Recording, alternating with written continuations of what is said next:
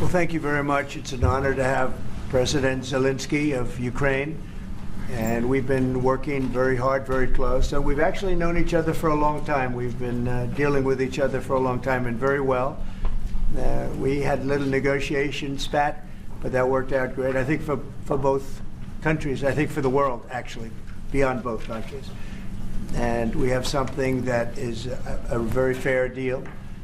And we look forward to getting in and digging and working and getting some of the rare earth. But it means we're going to be inside, and it's a big commitment from the United States, and we appreciate working with you very much. And we will continue to do that. We have had some very good discussions with Russia. I spoke with President Putin, and we're going to try and bring this to a close. It's something that you want and that he wants. We have to negotiate a deal. But we've started the confines of a deal, and I think something can happen. The big thing is the number of soldiers, mostly at this point, but soldiers being killed. You're losing thousands of soldiers. On both sides, we're losing a lot of soldiers, and we want to see it stop. And we want to see the money get put to different kinds of use, like rebuilding. And we're going to be working very hard. But we've had a lot of very good conversations. I will say until we came along, the Biden administration didn't speak to Russia whatsoever. They didn't speak to anybody. They just allowed this to continue. And I will say that, I'll say in front of you, you've heard me say it 1,000 times, if I were president, this war would have never happened. We would have had a deal negotiated for you without having to go through what you've gone through. But your soldiers have been unbelievably brave. We've given them great equipment, but somebody has to use the equipment. They've been unbelievably brave, and we give them great credit. This was supposed to be over very quickly, and here we are 3 years later. So I give tremendous credit to your generals and your soldiers and yourself in the sense that it's been very hard fighting, very tough fighting. They're great fighters. And you have to be very proud of them from that standpoint. But now we want to get it over with. It's enough, right? We want to get it over with. So it's an honor to have you here. Thank you very much for coming. We're going to sign the agreement at the conference in the East Room in a little while, right after lunch. And we'll be having lunch together. We're also discussing some other things. And we appreciate everybody being here. It's somewhat of an exciting moment, but the really exciting moment is when they stop the shooting and we end up with a deal. And I think we're fairly close to getting that, and an honor to have you. And please, I'd like to say something. Yeah, thank you so much, Mr. President. Thank you for your invitation. And really, I hope that this first document, will be first step to real security guarantees for Ukraine, our people, our children. I really count on it. And of course, we count that America will not stop support. Really, for us, it's very important to support and to continue it. I want to discuss it with details further during our conversation, and of course, the infrastructure or security guarantees. Because for today, I understand what Europe is ready to do, and of course, I want to discuss with you what United States will be ready to do. And I really count on your strong position to stop Putin. And you said that enough with the war. I think that is very important, Ben, to say these words to Putin at the very beginning of war, because he is a killer and terrorist. But I hope that together we can stop him. But for us, it's very important to, to save our country, our values, our freedom, and democracy, and of course, no compromises with the killer about our territories, but it will be later. And of course, what I wanted, we spoke about it by phone with you about the drones production. We have very good drones production. I think the best one in the world for today because of the war. Yes, and of course, we need very much the air defense. You have the best air defense in the world, and really you helped us under attacks of Russians, and I want to speak how we can exchange the licenses. We're open to share the licenses of all our drones with you, of course, with the United States, and we need licenses for quick production of air defense. Even after the war, we need our nation to be calm, that we are secure. So that's why we need this air shield. And of course, About this, I want to speak about the contingents. I think that France and UK already spoke to you, and we know that Europe is ready, but without the United States, they will not be ready to be as strong as we need. And the last point, last not least, about exchange, about our people and children. And you know that these crazy Russians, that they stolen 20,000 of children, Ukrainian children. They changed their names, they changed their, their families, relatives, and now they're in Russia. We want to bring them back, and really, it's a big dream, task, and goal for me, and our warriors. By the way, Mr. President, we exchanged, released more than 4,000 warriors from Russian prison, but there are thousands more in the prison. I wanted to share with you some images. How it's just can I now? Yeah, please. Have I? Please. 1 minute. I just you to understand in what circumstances, in what situation they are, and what the attitude of Russia to our prisoners. That guys, just you before and after. And you see before and after, just you to understand. Now thousands of such guys, ladies and men, there, and that, so they don't eat, they beat them, and they, so they do a lot of bad things. So out of, even during the war, there are rules. Everybody knows there are rules during the war. So these guys, they don't have any rules. You see that 50, 60 kilograms left, and a lot of such things. And I didn't want to show you what the changes with images of children, because I will share with you. And, I mean, it's looking tragic. Yep, it's tough stuff. I wanted very much to give you, and you see it. Yeah. This is pastor, by the way. They stolen pastors because it's not Russian church. They stolen pastors and moved pastors to the prison. We, at the end of last year, we brought 3 pastors, and we could exchange them. And this is pastor, you see. Yeah, it's tough.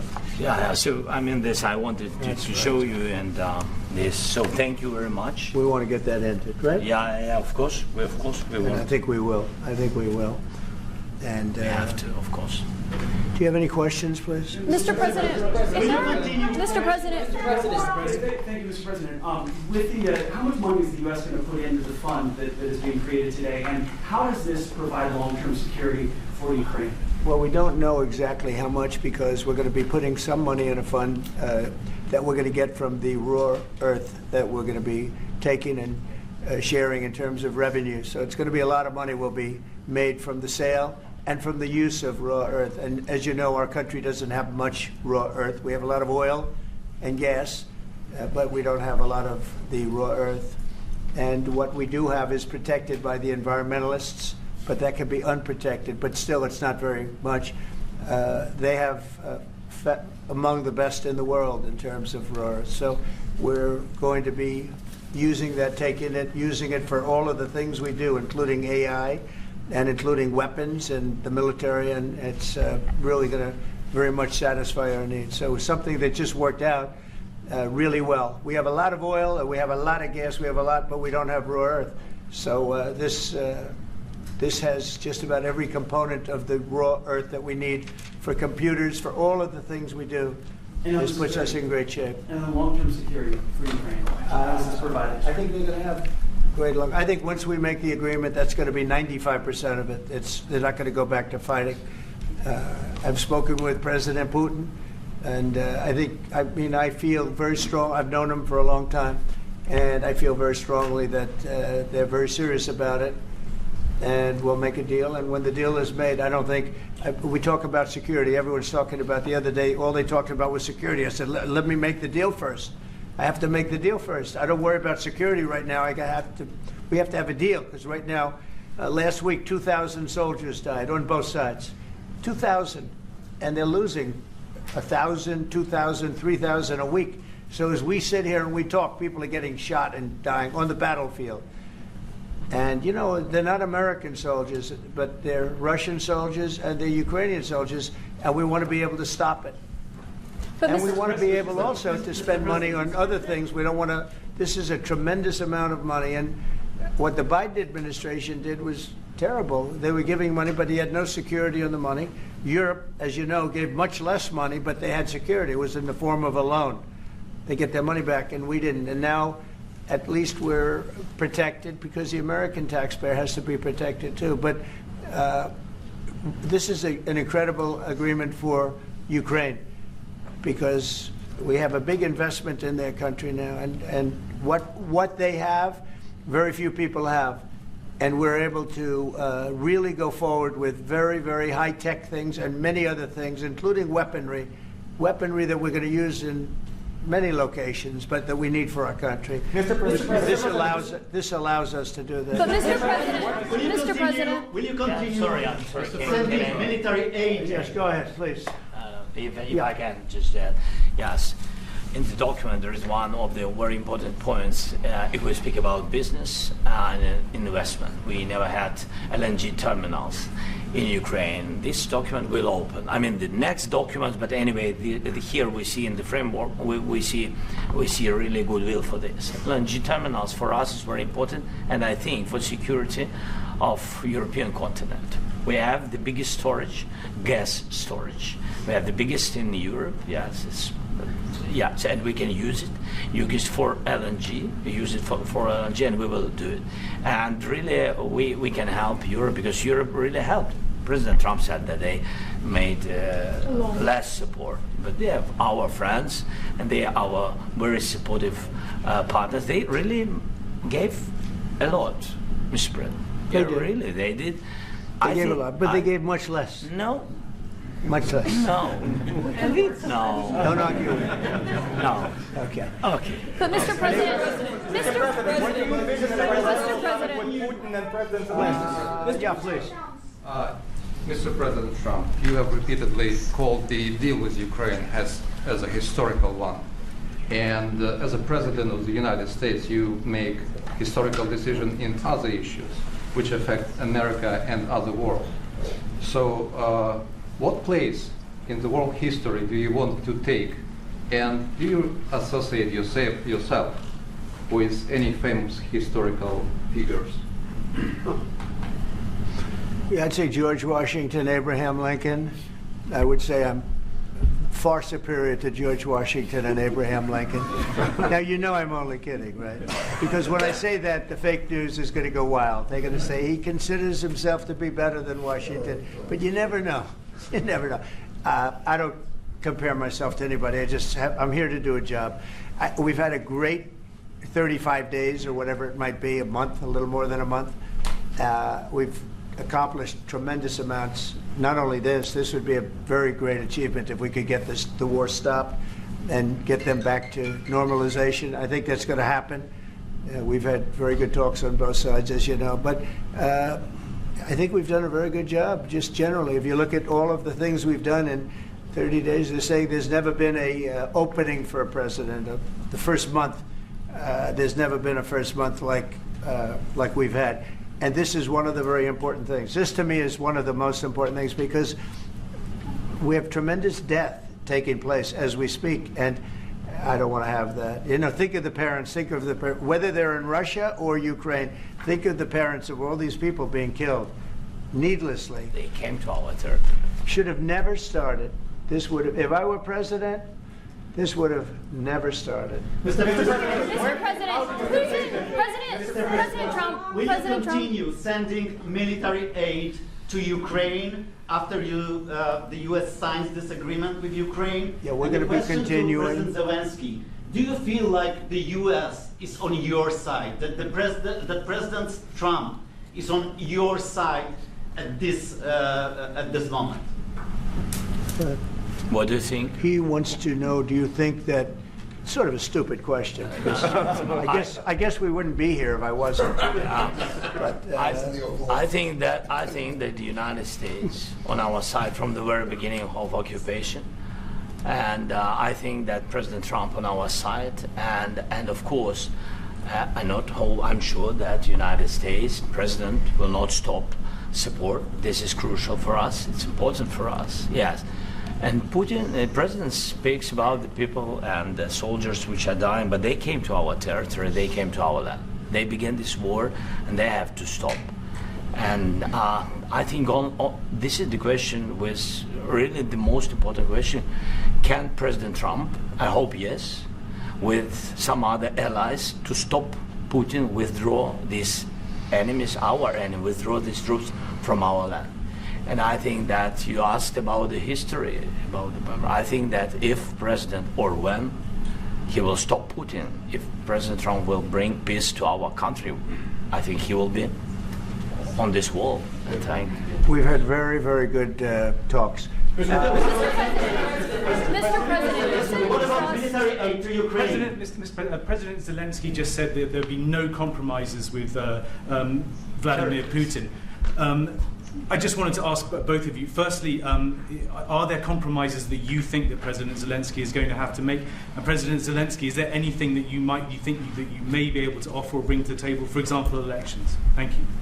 I think you're going to have to always make compromises. You can't do any deals without compromises. So certainly he's going to have to make some compromises, but hopefully they won't be as big as some people think you're going to have to make. That's all. It's all we can do. I'm here as an arbitrator, as a mediator to a certain extent between two parties that have been very hostile. To put it mildly, they've been very hostile. There's been a vicious war. This has been a vicious war. You know, it's a very level battlefield, and those bullets go out, and as I've said many times, we were talking about it with Pete, many times the only thing stopping those bullets is a human body. And in the case we're talking about, generally young human bodies are stopping a lot of bullets. It's dead level. That's why it's great farmland. It's great land. It's great farmland, but there's very little protection against the bullets that are being, and other things that are being shot. So all I can do is see if I can get everybody at the table and get an agreement. And I think we're going to end up with an agreement. Otherwise, I wouldn't probably be even here today. will President Putin have to make compromises? Mr. President, I've got two questions for you. You think ultimately your legacy will be the peacemaker and not the president that led this country into another war and ended foreign wars? And I've got a question. I hope it will. I mean, I hope I'm going to be remembered as a peacemaker. This would be a great thing if we could do this. I'm doing this to save lives more than anything else. Second is to save a lot of money, but I consider that to be far less important. So I hope I'm going to thank you, Brian, for that question. It was a nice question. I hope I'll be known and recognized as a peacemaker. This would be a great thing to solve. This is a very dangerous situation. You know, this could lead to a third world war. This was headed in the wrong direction. If this election were lost, if we didn't win this election, and by the way, we won it by a lot. That was a mandate. We won every swing state. We won the popular vote by millions and millions of votes. We won everything. The districts, you look at the areas of red, take a look at a map. This was a big mandate, and this was one of the things. I said, we're going to get this thing settled. If we didn't win, I think this could have very well ended up in a third world war, and that would not have been a good situation. What was your second question? And my second question for President Zelensky. Why don't you wear a suit? Why don't you wear a suit? You're at the highest level in this country's office, and you refuse to wear a suit. Just want to see if do you own a suit? Yeah, you have problems. A lot of Americans have problems with you not Really? respecting I don't the have dignity of such. this office.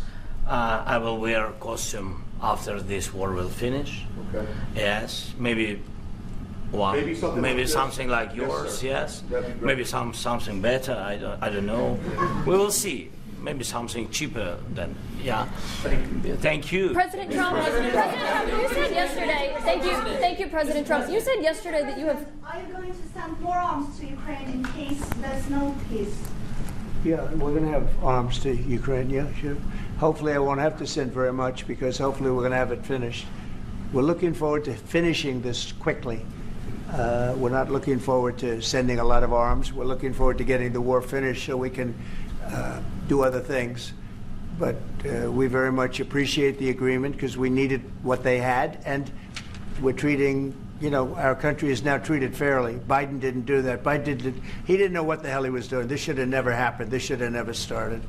But you know, sure, the answer is yes, but hopefully we won't have to send much, because I'm looking forward to getting it done quickly, very quickly. Does that mean you'll provide security guarantees, Mr. President? I don't want to talk about security yet, because I want to get the deal done. You know, you fall into the same trap like everybody else. A million times you said over and over, I want to get the deal done. Security is so easy. That's about 2% of the problem. I'm not worried about security. I'm worried about getting the deal done.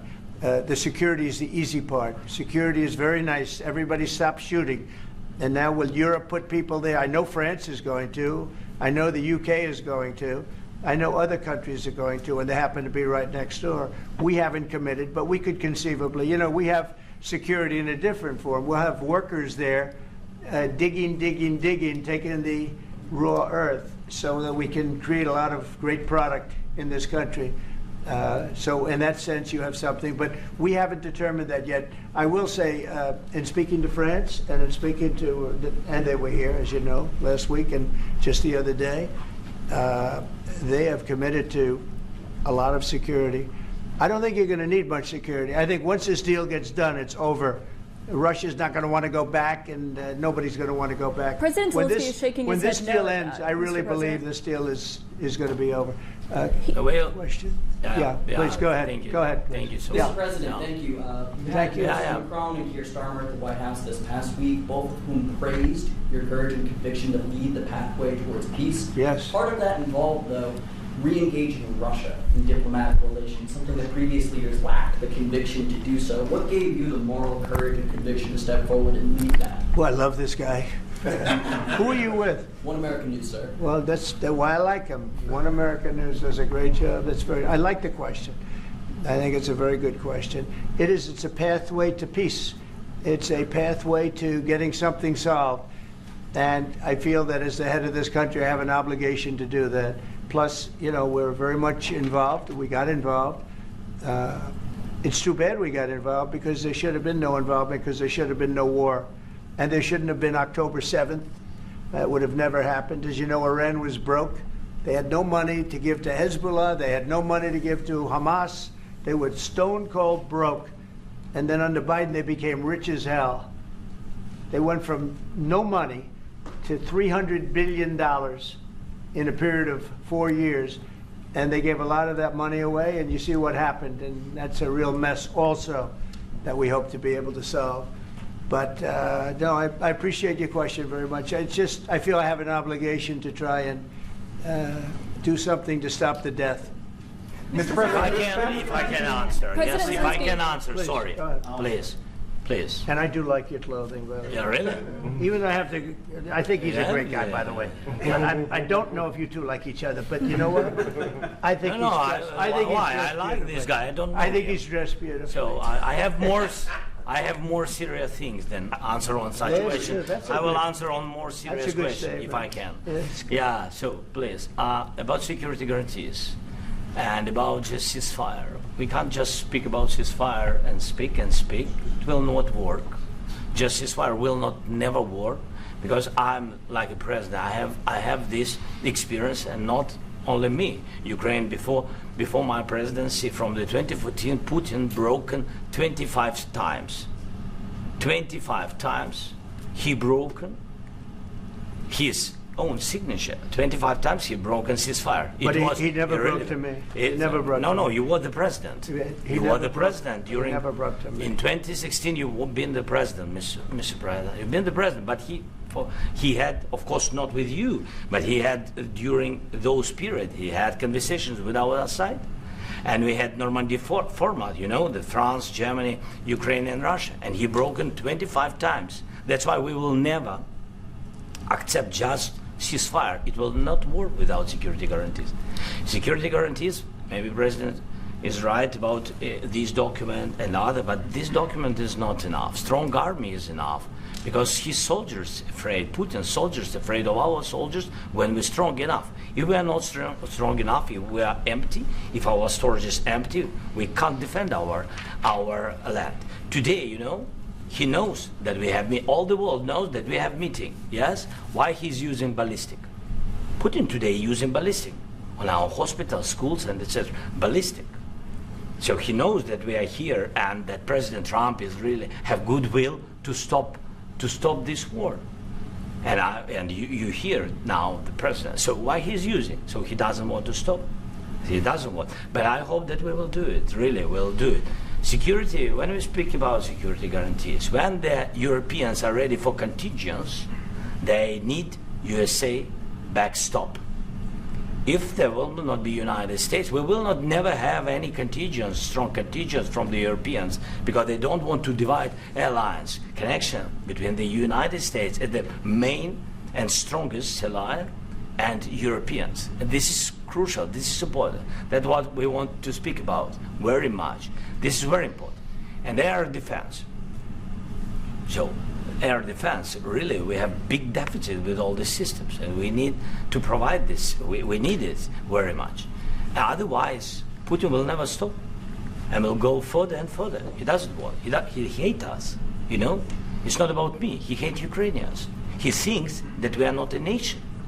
He thinks, and he shared these thoughts. I think maybe with your team also. I don't know, but with all the Europeans, in media, officially and not, he always said that there is no such country, such nation, such language, and such life like Ukrainian.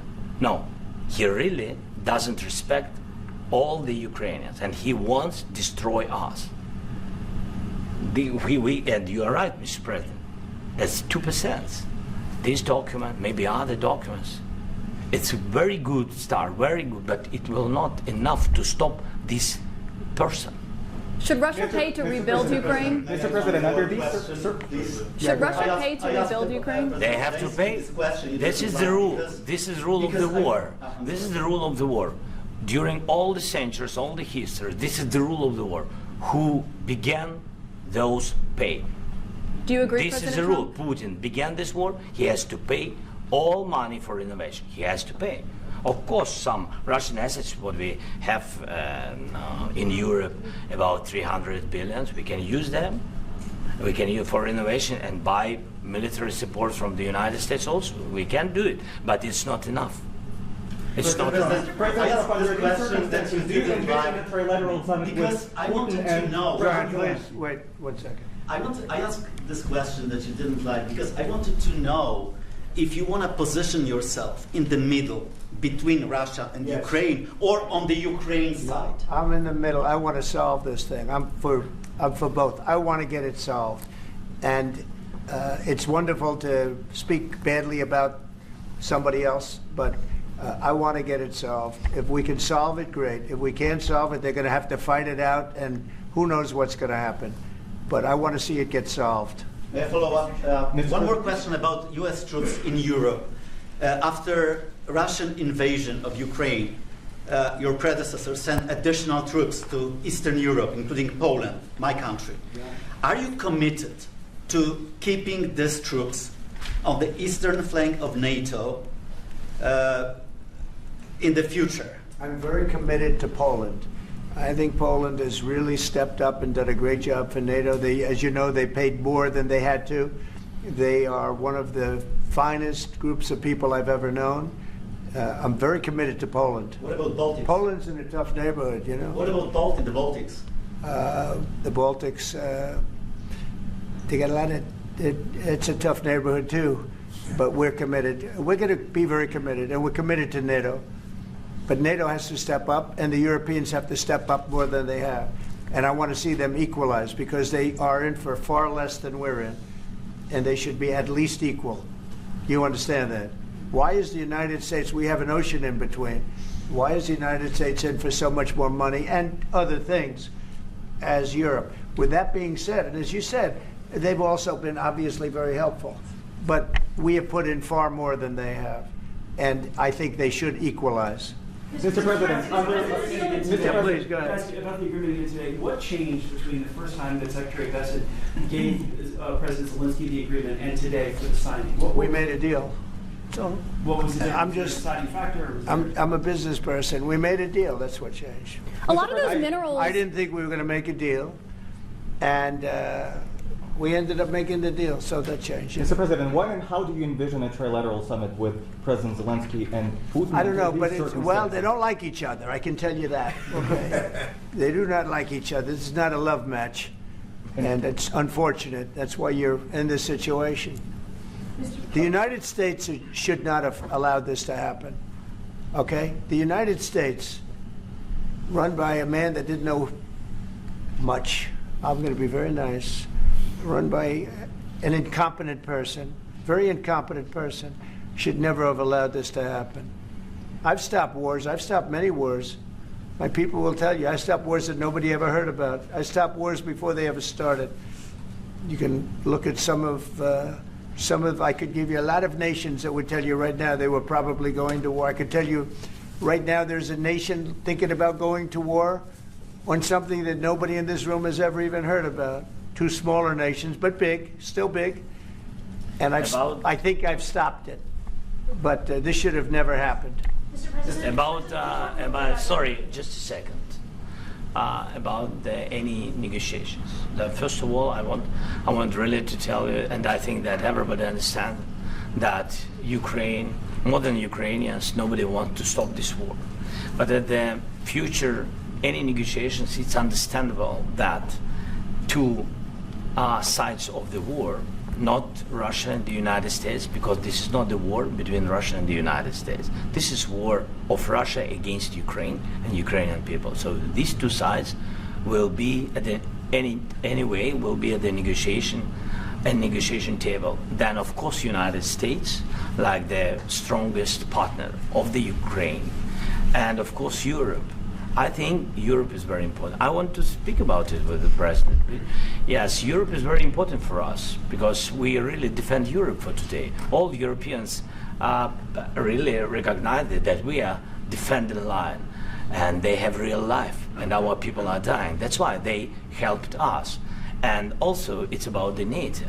Yes, between, like the President said, you have big, nice ocean. Yes, between us. But if we will not stay, Russia will go further to Baltics and to Poland, by the way. But first to the Baltics. It's understandable for them because they've been in the USSR. You know, they've been one of the republics of the USSR, and Putin wants to bring them back to his empire. It's a fact. And when he will go there, if we will not stay, you will fight. Your American soldiers, it doesn't matter, do you have ocean or not, your soldiers will fight. Mr. President, would you be willing to visit Ukraine, maybe Kiev or Odessa, which is known to be at the riviera of the Black Sea? It was my question. I'm sorry. I don't want to talk about Odessa now. Let's not talk about Odessa. I want to talk about making a deal, getting peace. We don't have to talk about Odessa, but a lot of cities have been destroyed. There are a lot of cities that are not recognizable. There's not a building standing. No, and a lot of things have to happen. You have to come and to look. No. We have very good cities. Yes, a lot of things have been destroyed, but mostly cities alive, and people work, and children go to school. Sometimes it's very difficult. Sometimes closer to front line, children have to go to underground schools or online. But we live. Ukraine is fighting, and Ukraine lives. This is very important. And maybe it's Putin is sharing this information that he destroyed us. No, he lost 700,000 people, 700,000 soldiers. He lost everything. Yes. So, Mr. President, when did you President, last speak one more. I mentioned Poland. On the minerals Thank you. deal. Mr. President, when did you last speak with President Putin, and what did he say that A couple of days ago. And what did he tell you that gave you the assurance that he wanted peace? Well, that's what I do. My whole life is deals. I know pretty good. And I've known him for a long time. I've dealt with him for a long time. He had to suffer through the Russia hoax. You know, Russia was a hoax. It was all Biden. It was nothing to do with him.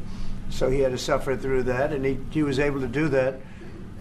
I think that he wants to make a deal, and he'd like to see it end. That's all I do. That's what I do. My whole life, that's what I do, is make deals. And I'm in the middle of a mess, because this is a real mess. It's a very dangerous one. If this doesn't get solved now, it's not going to get solved for a long time. So I hope we're going to get it solved. In the back, please. Thank you, Mr. President. Prime Minister Starmer claimed repeatedly that his government believes in free speech and was not engaged in censorship.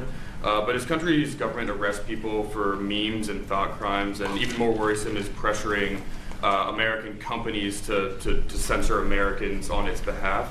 How can he be a reliable, trustworthy partner when he says things that are demonstrably false on such an important topic? Well, we actually spoke to him about that yesterday, and we thought they took it very, very much too far. JD was very strong on it. So was I.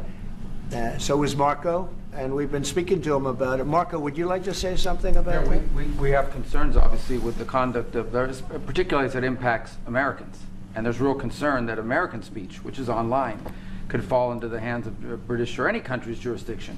And so this is a point the Vice President made at Munich, and I think it's a very compelling one, that what unites us with Europe, as much as anything else, is these shared values, and one of them being free speech.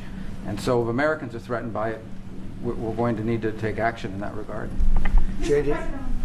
It's actually a very important question. We spoke about this in detail with the Prime Minister, the Foreign Secretary, and others at lunch yesterday. And I know that Secretary of Commerce Lutnick followed up in private meetings last night. This is really important. We believe Americans have the right to speak their mind, even if we in this room disagree with them. They have the right to speak their mind in the public square, which is often online these days. And we're going to defend that right as it pertains to American companies and American citizens vigorously if we have to. I do think that under the President's leadership, we're going to find common ground with our friends in the UK on this question, but it remains to be seen. The principle that will guide us is we believe in free speech in this country, and we'll fight for it for American citizens. Mr. President, oil and gas component to the deal? Is it all critical A little minerals? bit. We'll see. On LNG? But we're not really looking for that so much. We got a lot. We have more than anybody in the world, by far. So no, we're not talking about it too much, but a little bit. I think it affects also, but for the most part, no. And sir, is there any agreement from Ukraine to purchase U.S. LNG as part of the deal, or is that on the table at all? No. We don't need that. Some of those minerals are in the east, Mr. President. You just mentioned that you'd spoken to Vladimir Putin a couple of days ago. Just to be clear, that's a new call, not the one that you were I've spoken to him on numerous occasions. Okay. And how was the latest call? What did you discuss? How did it go? Are you serious with that question? I am. I'd love to know. It went well. I think we're going to have a deal. On the minerals deal, Mr. President, some of those minerals are in the east of Ukraine, not far from the front lines and in areas that Russia has occupied. Will you direct President Putin to withdraw his forces from those areas if there's U.S. interest there? Well, we'll take a look at the time. We have a lot of area. It's a very big area we're talking about, so we'll take a look. I'll study that and I'll see. And who would protect those minerals if they are U.S. interests? Would that be Ukrainian forces, European forces? The agreement will protect them. U.S. forces? Agreement, yeah, we're signing an agreement. Right, but what if Russia tries to invade or there's Russian aggression in those spots? What would I you just do told then? you I don't think that's going to happen. And if that were going to happen, I wouldn't make a deal. If I thought that was going to happen, I wouldn't make a deal. Some people may wonder why. They ought to focus on CNN on survival, not asking me these ridiculous questions. Why you have confidence that Putin won't violate Focus the deal? on surviving, because CNN's got such low ratings. I don't think they're going to survive. People will ask why you have confidence Putin won't violate the deal. I already mentioned Poland. Poland was under Russian control for decades after the Second World War. When I was a kid, I looked at the United States not only as a most powerful country, richest country in the world, the country that has great music, great movies, great muscle cars, but also as a force for good. And now I'm talking with my friends in Poland, and they are worried that you align yourself too much with Putin. What's your message for them? Well, if I didn't align myself with both of them, you'd never have a deal. You want me to say really terrible things about Putin and then say, "Hi, Vladimir, how are we doing on the deal?" That doesn't work that way. I'm not aligned with Putin. I'm not aligned with anybody. I'm aligned with the United States of America and for the good of the world. I'm aligned with the world, and I want to get this thing over with. You see the hatred he's got for Putin. It's very tough for me to make a deal with that kind of hate. He's got tremendous hatred, and I understand that, but I can tell you the other side isn't exactly in love with, him either. So it's not a question of alignment. I'm aligned with the world. I want to get the thing set. I'm aligned with Europe. I want to see if we can get this thing done. You want me to be tough? I could be tougher than any human being you've ever seen. I'd be so tough. But you're never going to get a deal that way, so that's the way it goes. All right, one more question. I want to respond to this. So look, for 4 years in the United States of America, we had a president who stood up at press conferences and talked tough about Vladimir Putin, and then Putin invaded Ukraine and destroyed a significant chunk of the country. The path to peace and the path to prosperity is maybe engaging in diplomacy. We tried the pathway of Joe Biden, of thumping our chest and pretending that the President of the United States' words mattered more than the President of the United States' actions. What makes America a good country is America engaging in diplomacy. That's what President Trump is doing. Can I ask you? Sure. Yeah? Yeah. Okay.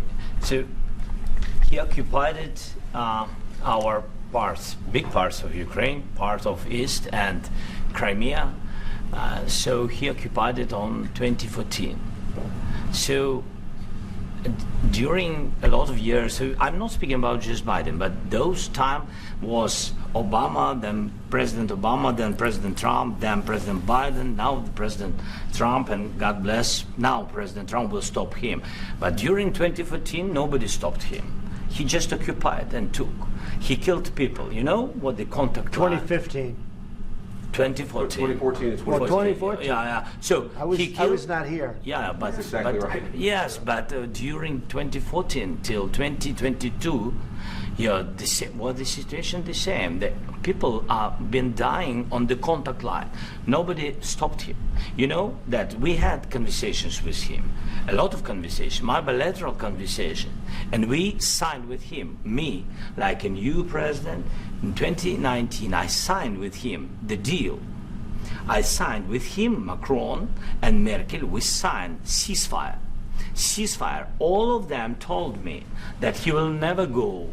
We signed him with gas contract. Yes, but after that, he broken this ceasefire. He killed our people and he didn't exchange prisoners. We signed the exchange of prisoners, but he didn't do it. What kind of diplomacy, JD, you are speaking about? What do you mean?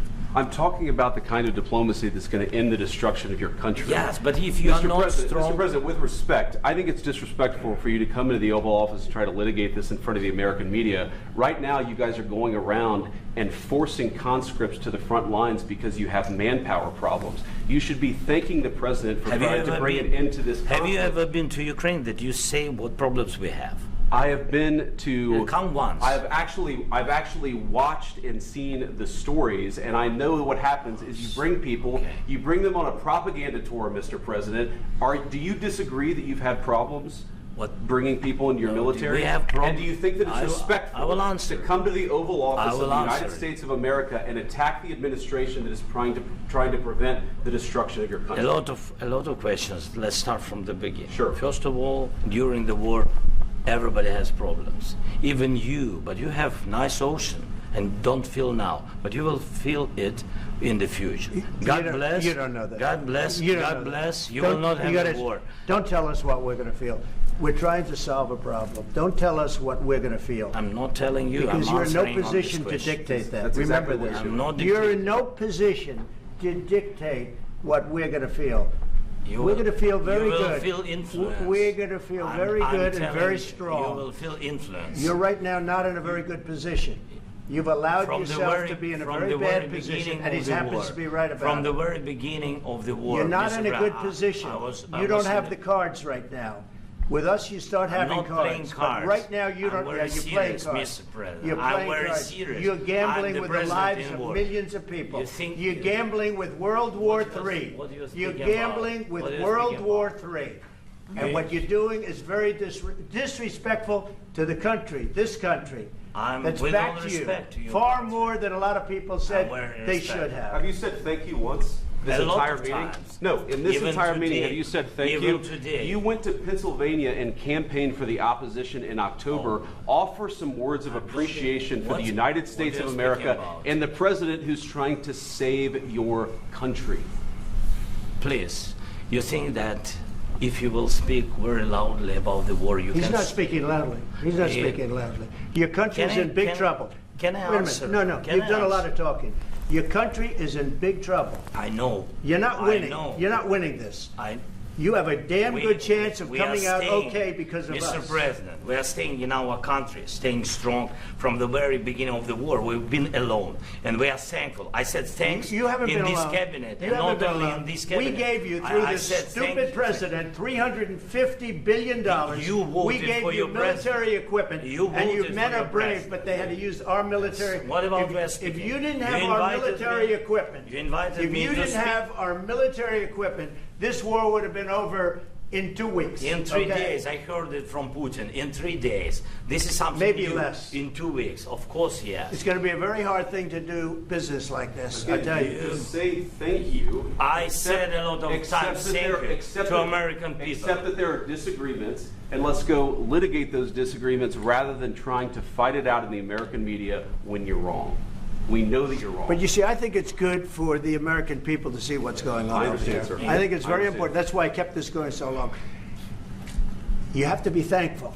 You don't have the I'm cards. thankful. You're buried there. Your people are dying. tell you You're again, running I low know. on soldiers. Don't- Listen, don't, please, you're running Mr. low President. on soldiers. It would be a damn good thing. Mr. And then President. then you tell us, I don't want a ceasefire. I don't want a ceasefire. I want to go, and I wanted this. Look, if you could get a ceasefire right now, I tell you, you take it so the bullets stop flying and your men stop getting killed. Of course, we want to stop the war. But you're I saying said, you don't want a ceasefire? But I said to you, I want a ceasefire. with guarantees. Because you'll get a ceasefire faster than an agreement. Ask our people about ceasefire, what they think.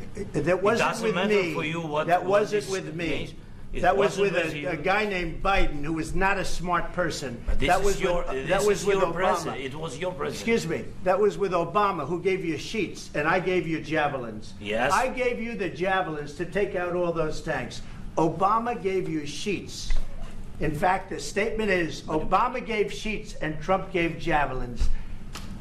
You got to be more thankful, because let me tell you, you don't have the cards. With us, you have the cards. But without us, you don't have any cards. One question to Mr. Vice President. I'm sorry. It's going to be a tough deal to make, because the attitudes have to change. What if Russia breaks ceasefire? What if Russia breaks peace talks? What do we do then? I understand that it's a heated conversation right now. What are you saying? What She's if asking, what if Russia Putin breaks the ceasefire? What if anything? What if a bomb drops on your head right now? Okay? What if they broke it? I don't know. They broke it with Biden, because Biden, they didn't respect him. They didn't respect Obama. They respect me. Let me tell you, Putin went through a hell of a lot with me. He went through a phony witch hunt where they used him and Russia. Russia. You ever hear of that deal? That was a phony Hunter Biden, Joe Biden scam. Hillary Clinton, Shifty Adam Schiff. It was a Democrat scam. And he had to go through that. And he did go through it. We didn't end up in a war. And he went through it. He was accused of all that stuff. He had nothing to do with it. It came out of Hunter Biden's bathroom. It came out of Hunter Biden's bedroom.